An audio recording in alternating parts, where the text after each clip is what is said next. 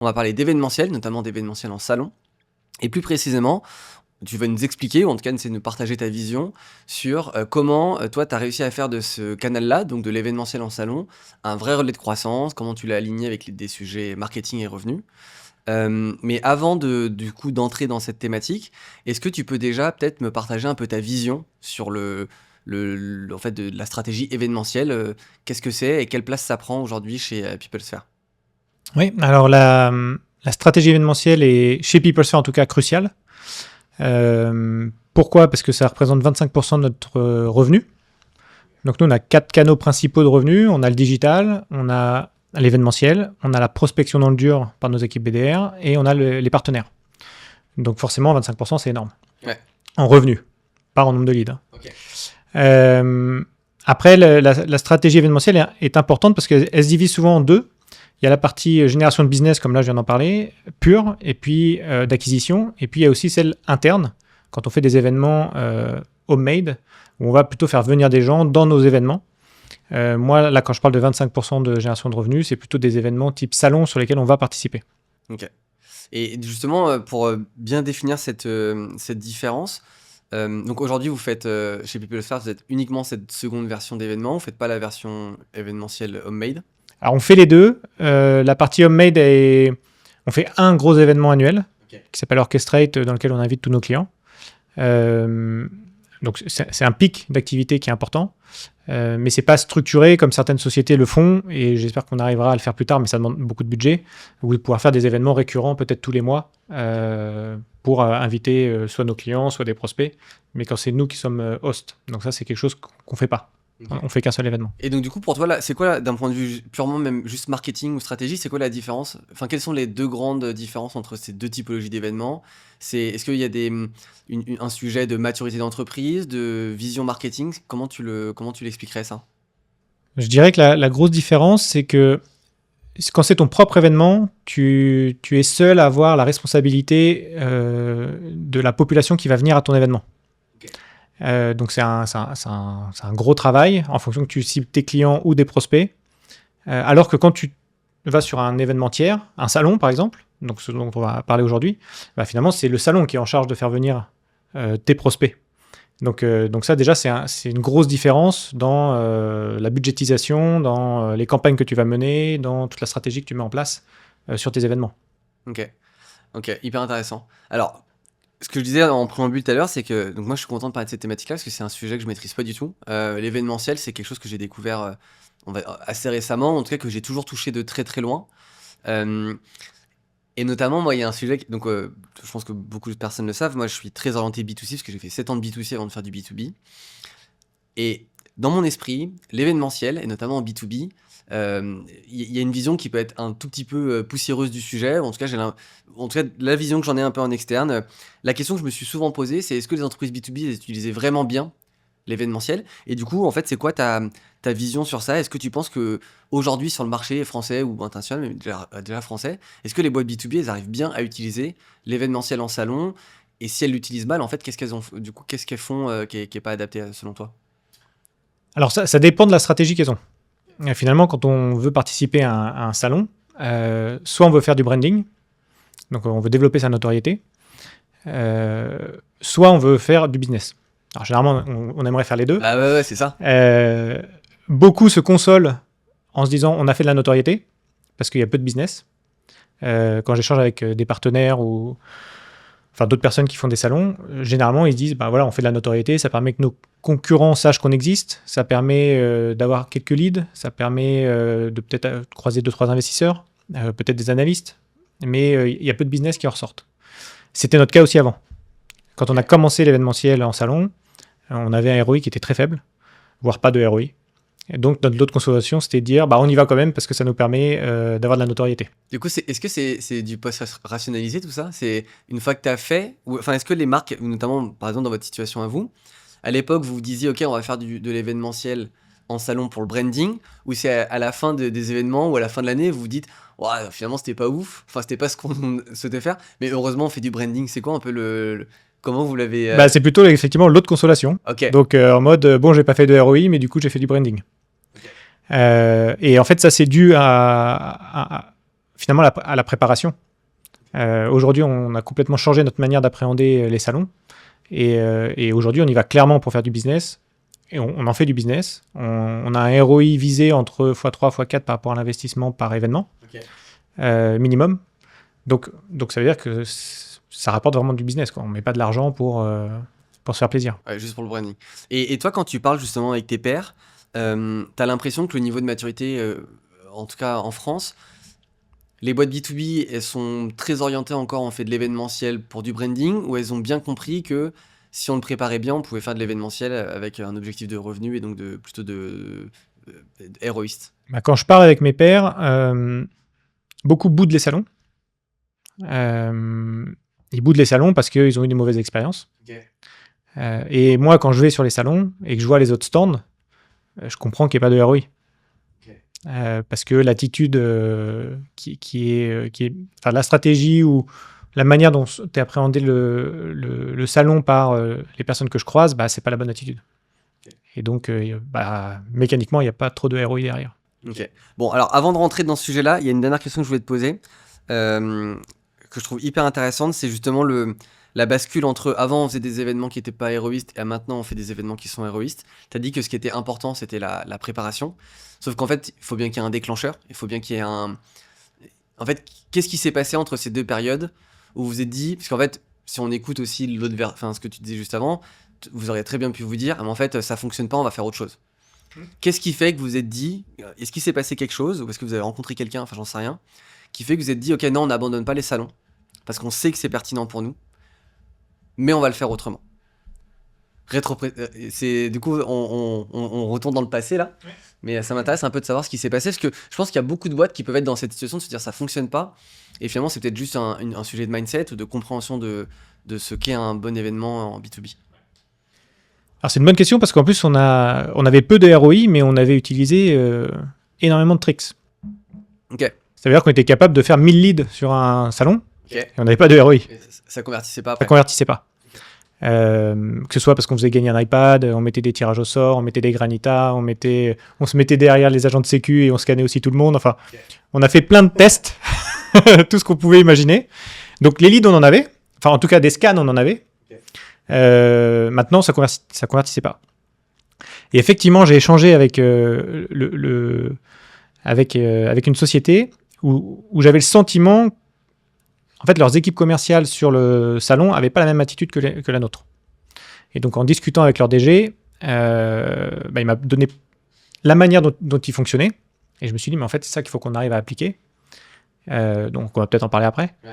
Mais finalement, en appliquant ça, plus d'autres choses qu'on a mis en place, maintenant, on a du ROI sur nos événements. Donc, effectivement, il y a eu un déclencheur en discutant avec des gens où j'avais le sentiment qu'ils avaient des bonnes pratiques. De loin, je voyais bien que sur ce qui se passait sur leur stand, c'était pas comme nous et comme les autres. Et donc, je me suis dit, tiens, faut que je parle avec lui et qu'il m'explique, quoi. Et par curiosité, ces personnes-là, c'était des concurrents directs ou même pas nécessairement ? Pas concurrents, mais dans notre secteur, pas forcément concurrents directs. Oui, donc en fait, quand même, pour avoir pour comprendre qu'il y avait un truc qu'il fallait faire autrement, ça s'est passé par j'ai vu qu'il se passait autre chose ailleurs. Et je vais quand même aller demander ce qui s'est passé pour qu'il m'explique. Ouais, tout à fait. Ok, hyper intéressant. Ok, là du coup, moi, j'ai envie qu'on parle de la préparation, parce que tu as dit ce qui était important, c'était la préparation. Oui. Pour un néophyte comme moi, et je suppose qu'il y a plein de personnes qui aussi n'ont pas ou au contraire doivent être dans une situation de on fait de l'événementiel mais on n'a pas les résultats qu'on veut. Qu'est-ce que tu regroupes derrière cette notion de préparation d'un événement quand on veut faire de la croissance, quand on veut faire du revenu avec ça ? Alors, il y a plusieurs points. Le premier, comme je disais, c'est de savoir pourquoi est-ce qu'on veut faire cet événement. Est-ce que c'est du branding ? Enfin, finalement, est-ce que j'y vais avec une intention de branding ou une intention de business ? Je ne vais pas l'aborder de la même façon. Là, si on y va sur une intention de business, parce que finalement, c'est ce qui nous intéresse tous, échanger avec... faut pas se tromper déjà sur l'événement sur lequel on va. Moi, dans mon secteur, donc secteur RH, il y a pas mal d'événements. Il y a des événements où clairement... Si j'y vais, en fait, mon ICP, mon persona, il peut y avoir mon persona, mais pas mon ICP, donc c'est peut-être des boîtes beaucoup plus grosses que ce que je suis capable d'adresser. Donc en fait, j'ai pas d'intérêt d'y aller. Par contre, mes commerciaux ne me parlent que de cela, parce qu'ils ont les yeux qui brillent et qui me disent « Ah, il faut absolument qu'on soit là-bas, ça serait génial, il y a un tel. » Oui, mais en fait, quand je parle avec les organisateurs, il n'y a que 20% de ma cible qui va à cet événement, donc j'ai pas d'intérêt d'y aller. alors que j'ai d'autres événements peut-être un peu plus petits qui font moins briller les yeux des commerciaux. Mais par contre, là-dessus, j'ai 80% de mon ICP, donc en fait, c'est là-bas qu'il faut que j'aille. Donc déjà, il ne faut pas se tromper sur les événements que tu vas cibler. Et comment tu l'identifies ça, typiquement, pour 2025? Vous faites l'année d'avant, alors maintenant, ça fait quelques années que tu es chez PeopleFair, donc tu as une vision complète un peu des événements, etc. Mais en fait, la bonne méthode, ce que tu dis, c'est il faut que tu sois capable d'identifier tous les événements qui vont se passer peut-être dans l'année, dans le trimestre, dans le semestre. Et ensuite, le premier travail, c'est de valider est-ce que mon ICP est présent là-bas. Tout à fait. Et pour faire ça, la méthode, c'est quoi? C'est d'aller parler avec les organisateurs, de leur demander qui va venir? Alors, en fait, il faut demander aux organisateurs. Après, tu te doutes qu'ils vont te vendre le truc. Ouais, c'est ça. Donc, tu peux pas te fier que à eux. Nous, ce qu'on fait, c'est qu'on parle aux organisateurs, parce qu'ils ont quand même une belle plaquette, c'est quand même pas mal. Et puis, tu vois, ça me permet, là, par exemple, de déqualifier directement un événement. Quand il m'annonce qu'il n'y a que 20% de mon ICP qui va, je déqualifie. Okay. Après, je vais regarder la liste des personnes qui étaient présentes, enfin, des exposants l'année passée, et puis je vais en contacter quelques-uns qui ne sont pas mes concurrents, okay, en leur demandant qu'est-ce qu'ils en pensent. Essayer de voir si sur les années passées, si ça fait un certain temps que l'événement existe, est-ce qu'il y a du repeat? Est-ce que c'est les mêmes personnes qui viennent? Parce que s'ils viennent, il y a peut-être un intérêt. Les mêmes personnes, c'est les mêmes boîtes? Exposants, les mêmes exposants, ouais. Okay. Et enfin, nous, on a 70 partenaires chez PeopleFair, parce qu'on revend aussi des éditeurs. Donc, je vais parler à mes partenaires en leur demandant, ok, toi, tu y vas pas? Est-ce que tu y es déjà allé? Donc, finalement, je vais sourcer plusieurs canaux, ceux qui créent l'événement, les gens qui y sont allés, mes partenaires. Okay. Et puis, c'est un petit milieu, donc des fois, j'ai des concurrents avec qui on discute aussi, et puis finalement, ça permet d'avoir des infos.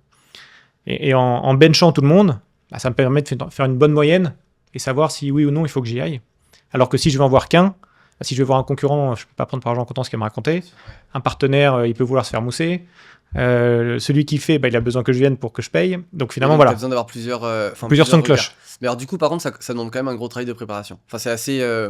ça demande il y a un gros travail initial, oui. D'échange, etc. Par contre, de ce que je comprends, une fois que tu l'as bien fait, une fois fortement, et après, si tu continues à le faire un petit peu au fil de l'eau, du coup, le travail est moins dense plus le temps avance, parce qu'en fait, tu commences à te constituer ton réseau d'événements quali, etc., etc. Exactement, c'est exactement ça. Et puis, bien sûr, je ne l'ai pas dit, mais on parle aussi à nos clients. Okay. Est-ce que nos clients vont sur des événements, et si oui, lesquels?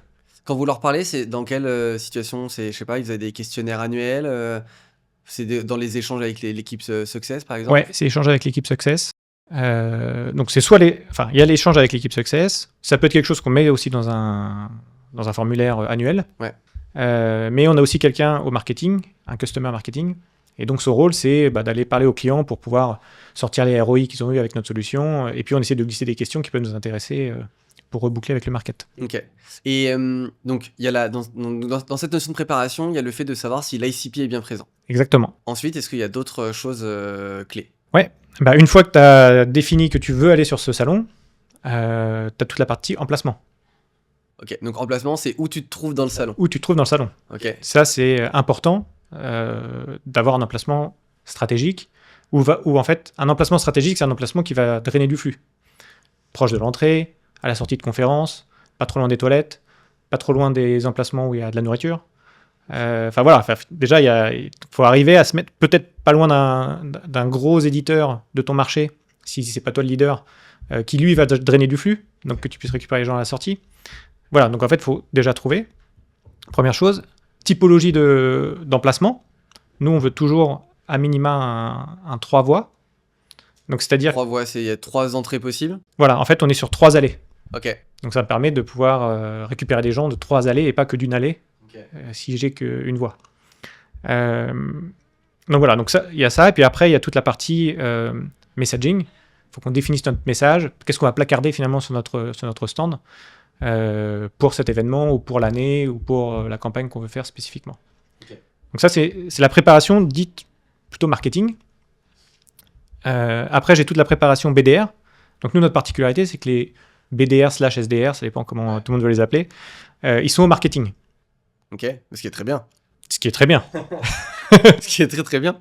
Et donc, comme ils sont au marketing, déjà, on a un temps de traitement de nos leads digitaux qui sont très rapides, parce que forcément, ils doivent appeler dans les 10 minutes. Okay. Ils sont pas dépendants d'équipes commerciales. Ok.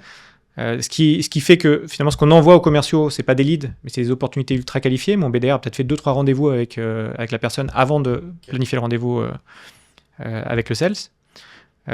Et donc le BDR, on fait des jeux de rôle. Donc on va faire des jeux de rôle avant l'événement. Ok. On fait un jeu de rôle une semaine avant et la veille.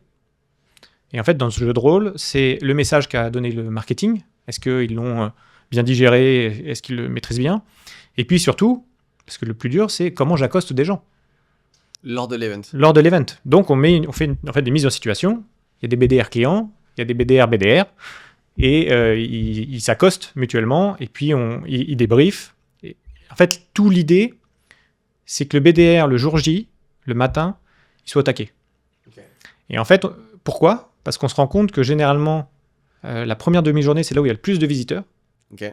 mais c'est aussi le moment de chauffe de ton équipe. Donc ça veut dire que ton équipe, elle n'est pas chaude, et c'est là où il y a le plus gros flux qui arrive. C'est dommage.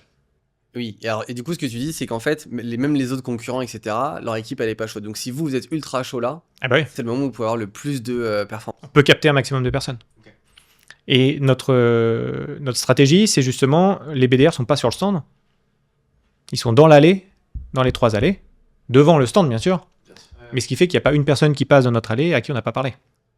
Ok, donc en fait, ils sont placés à toutes les entrées strates, et à chaque fois que quelqu'un arrive, leur objectif, enfin, Ils arrêtent tout le monde. ils vont accoster. Ils vont accoster. Ok. On est à la limite des techniques de drague Ouais, dans la rue, en fait. c'est un peu ça. C'est carrément ça. Ils sont ultra proactifs. Juste avant, on parlait de l'emplacement. Il y a aussi un point qui est important, c'est la manière dont on construit notre stand. Et d'ailleurs, j'avais même une petite question intermédiaire sur ça. Peut-être que c'est bête hein, comme question, mais donc vous avez un peu votre portrait robot de l'emplacement idéal. Mm. Mais comment tu fais pour le... Je suppose que tout le monde veut un peu les mêmes emplacements, donc il y a une négociation, c'est qu'une question de prix, enfin comment ça se passe, ça, justement, le choix de l'emplacement? Alors souvent, en fait, les emplacements, quand tu regardes une carte, c'est juste des carrés. Ok, Et après, soit tu as les moyens de prendre le carré entier, ok. soit tu prends des morceaux de carré. Et donc tu peux segmenter dedans. Et puis en fonction de ton budget, effectivement, soit tu as les moyens de prendre le carré, soit tu prends une petite partie d'un carré, ou voilà. Et puis après, il faut voir effectivement où c'est positionné. Et tout ça, tu le vois avec l'organisateur au moment où tu te décides. Donc plus tu prends tôt, plus tu as le choix. Et plus tu prends tard, plus peut-être tu auras un prix Si intéressant. prendre tôt, ça veut dire quoi pour toi? On réserve d'une année sur l'autre. Ok. Typiquement, genre tu termines ton événement, tu réserves ton emplacement de Je l'année démarre mon événement, je réserve mon emplacement. Ouais. d'après. Ok, Au début de l'événement. ok. Directement, on va parler avec les commerciaux et on se dit, bah voilà, on veut tel emplacement, etc. Ok, ouais, donc c'est quand même ça demande une sacrée orga parce que ça se fait pas au dernier moment. Ouais, tout à fait. Ok, ça c'est un point, je pense qu'il y a peut-être beaucoup de personnes aussi qui font de l'événementiel, enfin qui arrivent sur ces salons et qui en fait n'ont pas le niveau de préparation, ils ont l'impression que peut-être 5-6 mois ça suffit et en fait c'est pas suffisant. Non, c'est pas suffisant. Ok,